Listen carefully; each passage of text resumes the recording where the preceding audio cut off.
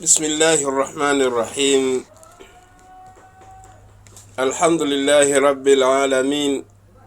Wassalatu wassalamu ala Rasulillahi Sadiqul Amin wa ala alihi wa ashabi ajma'in. Rabbi shrah li sadri wa yassir li amri wahlul 'uqdatan min lisani yafqahu qawli, amma ba'd. Ndugu zangu watazamaji wa channel yetu ya Bani Saadi TV, leo nakusudia inshallah kuzungumzia swala na uwajibu wake kwa kila Muislamu.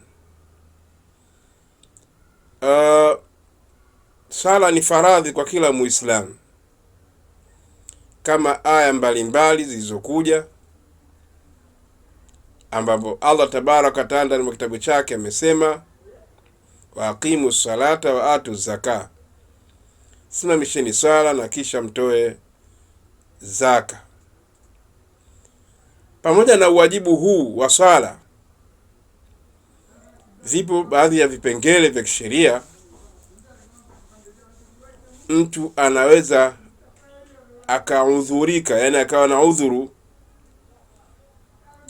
aidha ukamfanya udhuru huo wa kushinda kuswali swala iliyotimilifu.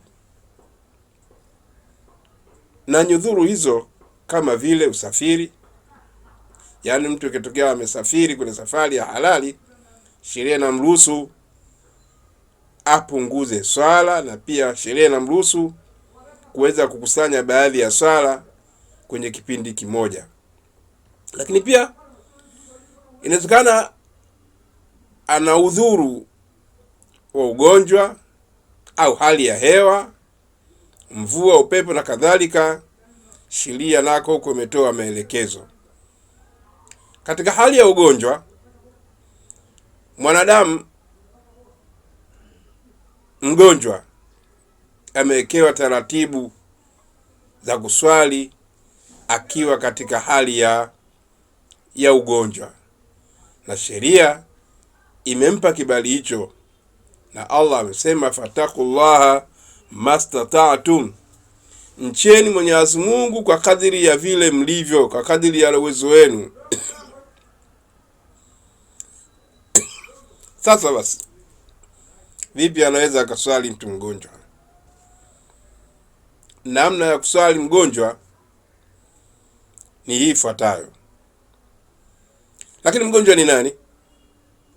Walmaridhu, na mgonjwa huwa alladhi, ni yule ambaye italati sihhatu badanihi, afya yake imedorora kwa kuingia ila ya ugonjwa.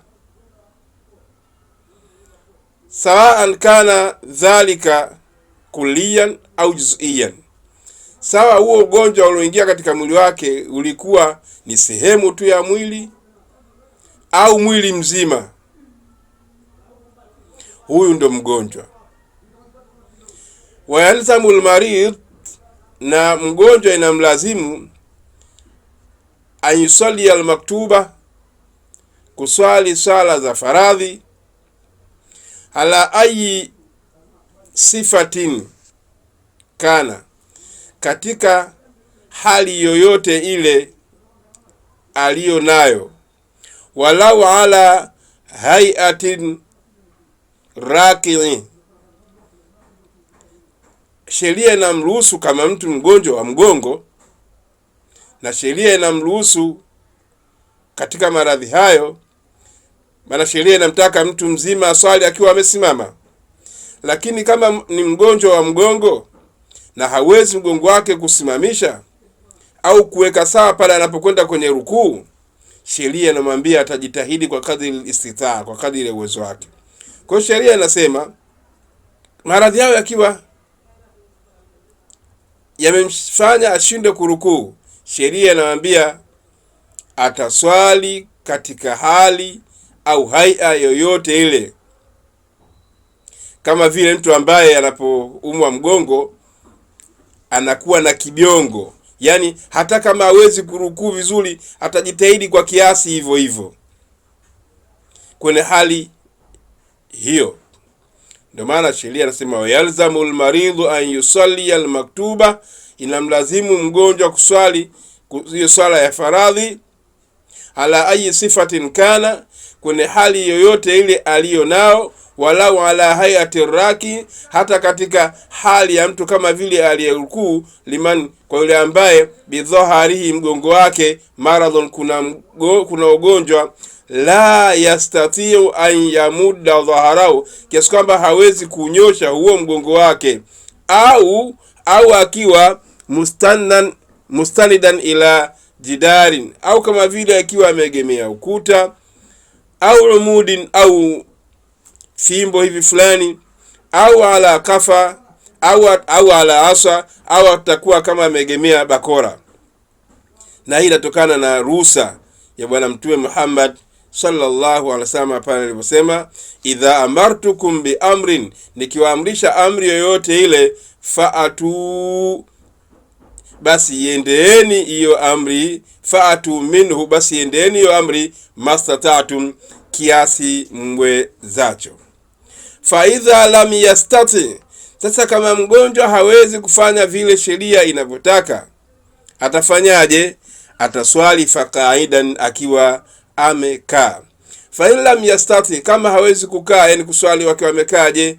Fala jambihi, atalalia ubavu wake wa kulia. Liqaulihi sallallahu alaihi wasallam, kwa kauli yake Mtume sallallahu alipomwambia Imran bin Hussein, alipomwambia Imran bin Hussein alimwambiaje? Swali qaiman, swali ukiwa umesimama. Fa in lam tastati, kama uwezi, faqaidan, basi ukiwa umekaa. Fa in lam tastati, kama uwezi, fa ala jambin, basi swali ukiwa umelalia ubavu wako. Sasa sheria inasema, na hapa ndo kwenye umuhimu wa darsa yangu, inasema hivi, fa in ajaza an dhalika, Muislamu mgonjwa akishindwa kuyafanya hayo, kulli, yote hayo, salla, ataswali, ala hasabi halihi, kwa mujibu wa hali yake vile ilivyo. Liqaulihi ta'ala, kwa kauli yake tabaraka taala aliposema, fattaqullaha mastata'tum, mcheni Mwenyezi Mungu kiasi muwezacho. Maneno haya yafuatayo wanachuoni waliodadavua kupitia aya na hadithi muhimu sana. Anasema, wala tasqutu salatu anil maridhi, na salakatu haitaporomoka kwa mgonjwa, madama aqluhu tama, mda kuwa akili yake ipo timilifu. Mgonjwa ataka maanaumwa, akili yake ikiwa timilifu, sheria inamtaka aswali hivyo hivyo. Sawa? Taib. Kwa hiyo sasa, wala tasqutu swala, na wala haitaporomoka swala, anil maridhi, kwa mgonjwa, madama aqluhu thabitan, ndakuwa akili yake ipo thabiti, imetimia.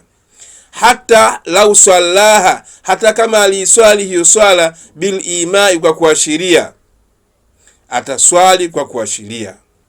Liqaulihi, ataswali kwa kuashiria, liqudratihi, kutokana na uwezo wake, ala dhalika, kwenye hilo, maania, pamoja na kutia nia. Wayumiul maridhu, ataashiria mgonjwa, almusalli, yule anayeswali, jalisan, akiwa amekaa, firukui, kwenye rukuu, wa sujudi, na kwenye sijida. Ataashiria kwa nini? Biraasihi, kwa kutumia kichwa chake, imaan, kwa kuashiria. Wayaj'alu sujuda, na ile sijida ataifanya, akhfadha, kuwa yenye kuporomoka zaidi, mina rukui, kuliko ile rukuu. Ina ajaza anil imai, ikiwa atashindwa hata kuashiria kule, biraasihi, kwa kichwa chake, au maa biainihi, ataashiria, wallahi ataashiria japo kwa macho yake. Nini hizi hatua wamezisema? Mtu akiwa mgonjwa, sheria inamtaka kwanza aswali akiwa amesimama. Akishindwa kusimama, basi atakaa. Akishindwa kukaa, basi atalala. Akishindwa kulala, sawa, ndio ataswali hivyo hivyo alivyokaa hapo huko ubavu wake. Lakini pia vile vile akishindwa yote hayo, atakuwa anaashiria swala yake kwa kichwa, kwa maana kama rukuu atafanya hivi, akitoka hapo anarudi kwenye itidali, na kwenye sijida atafanya kidogo zaidi hivi hivyo. Lakini kitokea hata kufanya hivi hawezi mgonjwa huyo, Muislamu huyo, sheria inamwambia ataswali kwa macho yake. Nini maana yake? Atajalia kwa mfano sasa hivi tukaenda rukuu kwa macho, atapeleka macho hivi, atainusha hivi, kwa maana sasa ndio katoka rukuu, atapeleka macho zaidi macho chini, hapo sasa ndio itakuwa ndio sijda yake, ataswali hivyo hivyo. Sasa maneno haya nataka kusema nini? Nataka kusema huu ndio umuhimu wa swala. Haiporomoki kwa mwanadamu Muislamu, hata kama alikuwa anaumwa vipi, muda kuwa akili yake ipo timilifu. Umuhimu huu wa swala, la wengi wengeujua wasingeacha swala. Leo wewe mzima wa afya hutaki kuswali swala 5, tena mzima wa afya una kila kitu. Sasa sheria haijaondoa uwajibu wa swala kwako wewe, hata kama ulikuwa mgonjwa vipi, kuna taratibu zake. Huu ndio umuhimu wa swala. Swala haiporomoki, na ndio maana swala jambo la kwanza utakaloulizwa mbele ya Allah tabaraka taala siku ya kiyama. Swala ikisihi na matendo yako mengine yatakaguliwa, nayo yataingia kwenye kapu la swala. Ndugu yangu mtazamaji, kuwa makini sana. Swala haijaporomoka, haitaporomoka kwako wewe kwa udhuru wowote ule. Kuwa makini usije siku ya kiyama ikawa shida kwako. Hakikisha unaswali swala 5 kwa nafasi yako, kwa kadiri vile ulivyo.